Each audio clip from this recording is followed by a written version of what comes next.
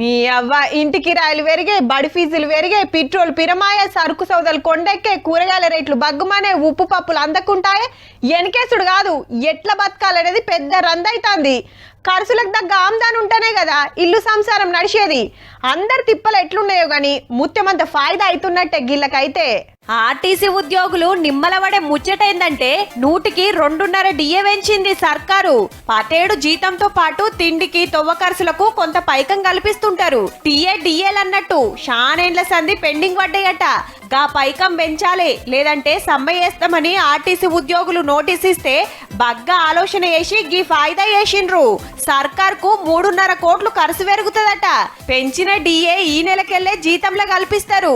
ఇక రేపు అక్కలకు women's day gift ఇస్తుంది గవర్నమెంట్. ఆర్టిస్ట్ల కిరాయి పెడతానికి బ్యాంకు గ్యారెంటీ ఇచ్చి 600 బస్సులు కొనిస్తుంది మహిళా సంఘాలకు. తొల్త 150 బస్సులు రేపు పరేడ్ గ్రౌండ్ లా సీఎం సారు షురువు చేయబోతున్నాడు.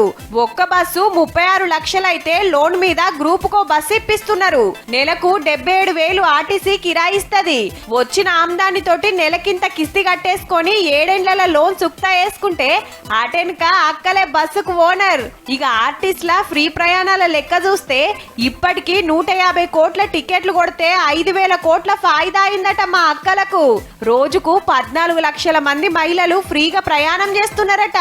ఇప్పటికింతే, రేపు బస్సులు చాలైనాక కడమ ముచ్చట్లు చెప్పుకుందాం.